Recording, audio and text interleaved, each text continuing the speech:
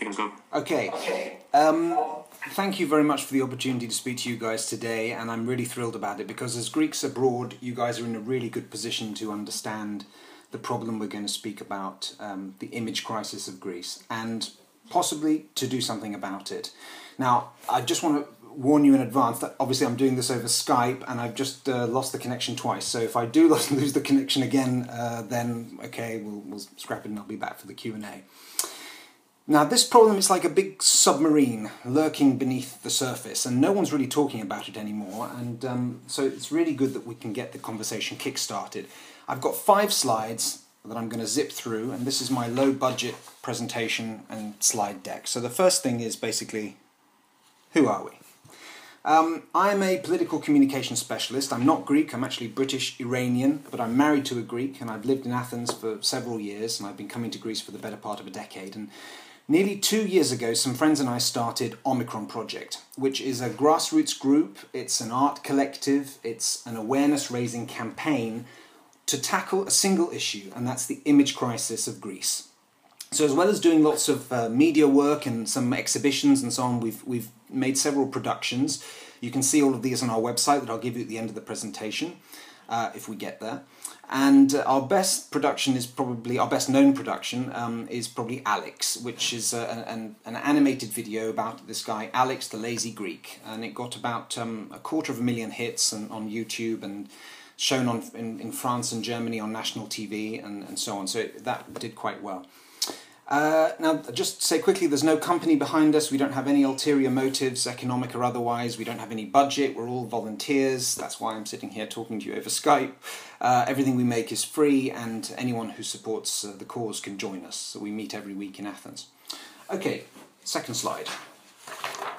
What is the image crisis? Quite simply, the image crisis is the inaccurate portrayal in international media of Greece as a failed state or a poverty pit or a 24/7 war zone, as a country of lazy, ungrateful, helpless souls waiting for the next EU handout so they can get back to lying around on the beach, or a corrupt nation of tax evaders angry at the removal of their old privileges, etc. The kind of things that Michael was just talking to you about. But I think that as Greeks abroad, you're probably all very well aware of this media coverage that's created this problem. But just in case you aren't, a quick Google News search on Greece from last weekend, first page, tear gas as police clash with protesting unionists from Greece. So you've got angry Greeks there. Or the images that make up some of the most striking coverage from this crisis on Greece, like the Venus de Milo statue with her middle finger raised in Focus magazine, the constant TV images of Greek people in painful situations, showcasing of extremism in the country. Chaos is a Greek word, said La Libération on their cover. Channel 4's reality TV documentary, Go Greek for a Week. Do you guys remember that? Inviting families to try out the tax and pension and work practices that caused Greece's economic crisis. Anyway, I don't need to go on, but this is the default. This is the narrative that's been created about Greece and, most importantly, about Greeks. There is less coverage than it was as Greece has faded from the news for now, but it's still there. Now, you might just be thinking that's just media, isn't it? And no one takes that stuff very seriously, but they do. All these stories have formed this narrative about Greece and about Greeks, and I'm reminded of this every time I speak to friends abroad. And what Michael was just saying about some of the jokes he's heard, I'm sure you guys are all very familiar with this. You might also be thinking, well, the stories that Maron's talking about here, these stories are true, aren't they? And some of them actually aren't, okay? But the majority of them are true, of course. And the people in these stories, they're real. The photos, they're not staged, and these stories must be told. The problem, though, is that these stories are told without context, without balance.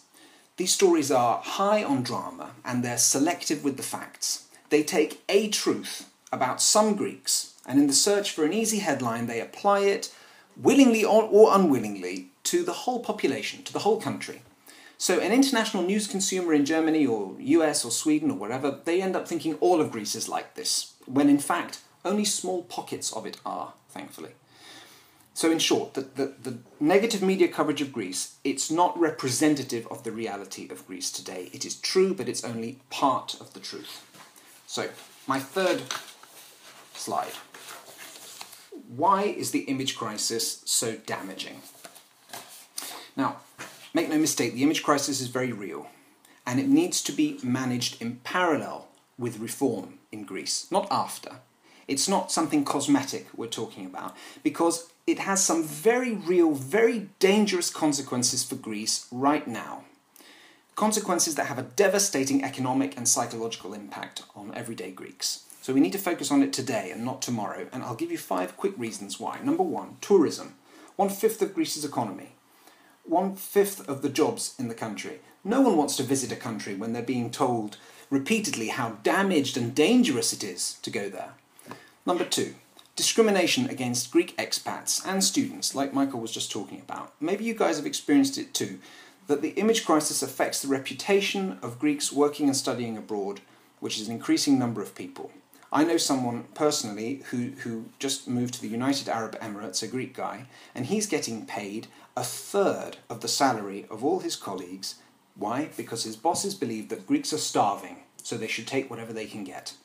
And that's just not fair. And that's just one story I've heard about. God knows how many stories there are across the world of this.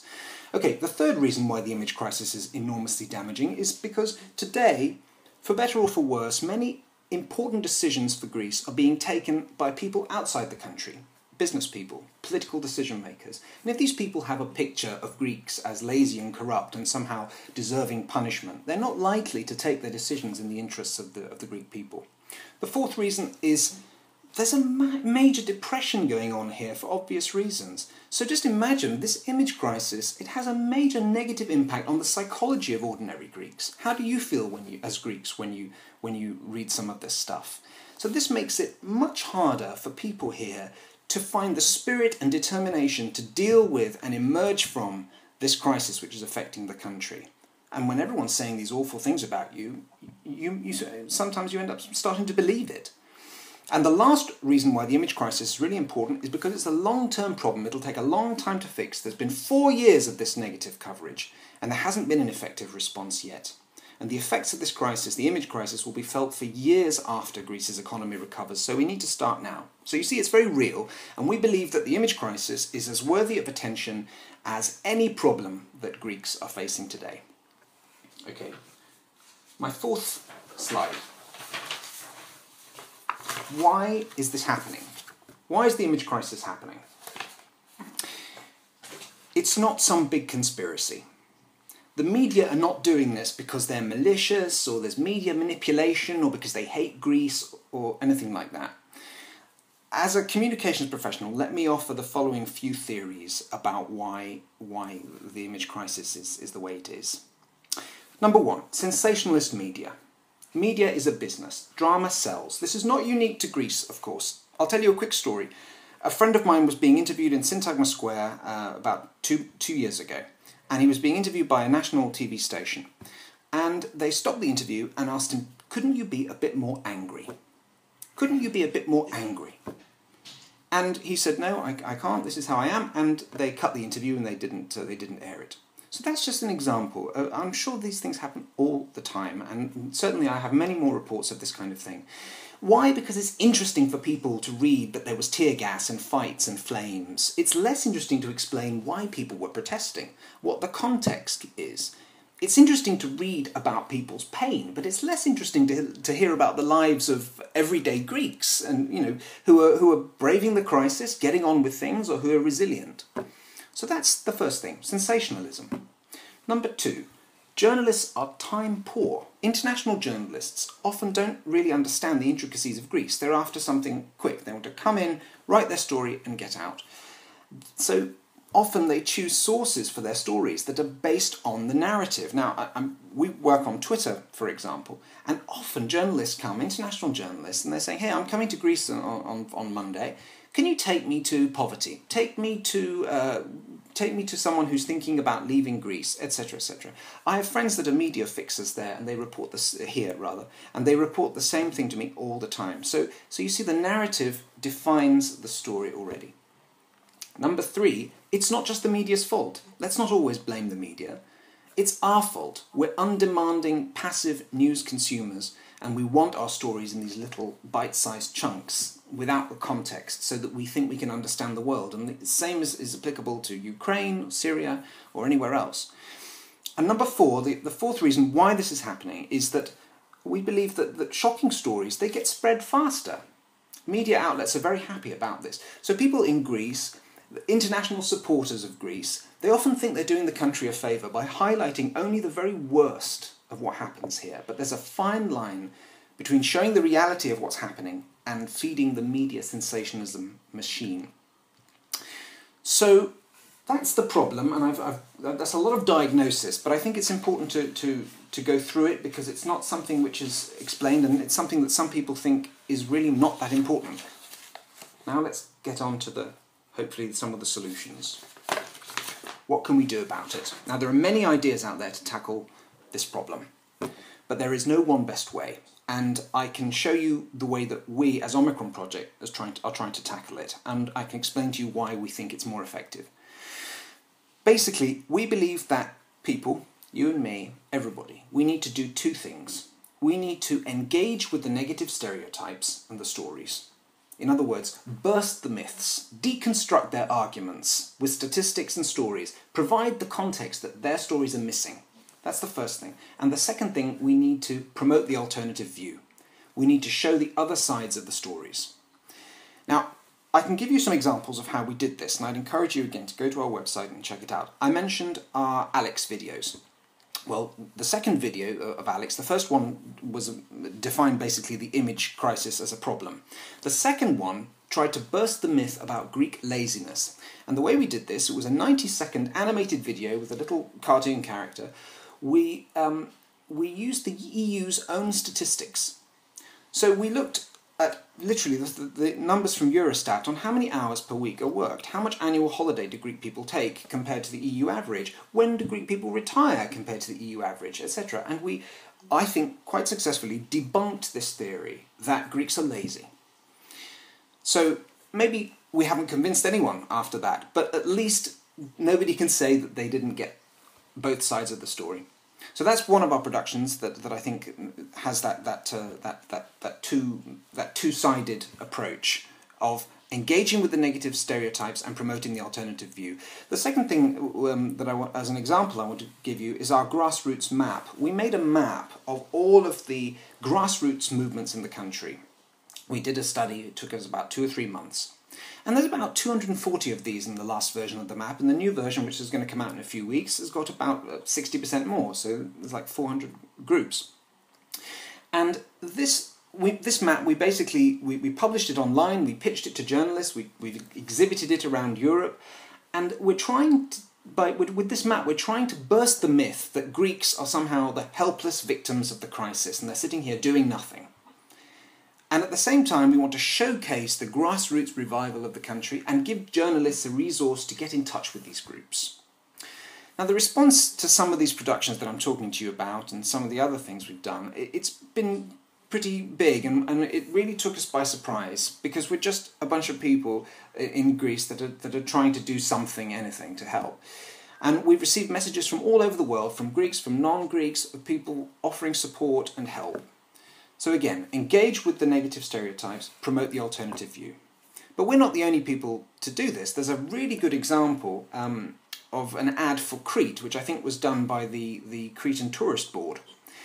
And I mean, I can send a link to the guys, perhaps they can share it on the Facebook page afterwards. Basically, this was an ad where there was a guy, a foreign tourist, and he's sitting on the beach in Crete and some various other nice locations in Crete, and he's got a TV and a radio listening to all of the awful coverage that foreign media are saying about Greece. Oh, there's another riot erupting. Oh, Greece is going down the tubes, etc. And he's just listening to this coverage, and he's looking around, going, oh. And you've just got this incredible feeling that there's such a disconnect between what people are saying and the reality. And that's another really good example, because it acknowledges the negative media coverage while it shows people what they can really expect if they come to Greece. So how can you do this? When you have zero budget, how can you engage with the stereotypes and promote the alternative view? You have to use the power of the communication tools of the moment. The internet is building an army of Davids in the David and Goliath match. And that's not a quote from me, that's Joe Trippi, the political strategist, who said that in Athens a couple of years ago. Use the communication tools that we have. Use the power of volunteers. There are so many people across the world and in Greece that believe that this is an injustice that needs responding to. This propels people to act. And assuming that people, of course, can sustain themselves and they've got a little free time, many people will have an hour or two a week to spare. So this idea that this whole thing costs so much to, make an animated video or graphic design, it's just not the case, because I think people are willing to help if they believe in what they're doing. So concretely, we believe that we need to build a global grassroots network that seeks out these negative stories that are contributing to this image crisis. And it responds to these stories in comments, on Twitter, and letters to journalists and the editor. Again, engage with the stereotypes, promote the alternative view. Those are the kind of messages I'm saying that we need to push. And we also need to put forward these messages in a way that can go viral. The other side, in other words, international media and pretty much most of the world, they have a pretty big megaphone. So how do you cut through that noise? How do you get your voice heard? Well, art is a very powerful tool to do that. You have to do that by the back door. You have to get into people's minds that way. Short, quick spots, not long streams of text. Video and graphics, using creativity, using humour, not satire, not cynicism, but creativity and humour. Contrast your messages with the other side, because if they're going to offer depression and rage and negative stories about Greece, you can offer positive, upbeat responses based on solid data sources and real-life stories. They offer long text, you offer 90-second video, or a graphic spread over Facebook, or a street performance, or an exhibition. I think you get the idea. And you might be really surprised to hear this, but media can be a great ally here too, because sensationalism is a reality of their industry. But many journalists and editors, they're now looking for upbeat stories on Greece, because they themselves are getting tired of reading the same old stuff and hearing the same stuff about the cash-strapped, debt-wrapped nation. Their readers and viewers are starting to demand a new narrative, and this can come from us. The key is that if we're going to respond to the image crisis, whatever messages we push, they need to relate to the crisis. Not stories that are disconnected from the crisis about the beauty of Greece, or Greek village life, or the Greek diet.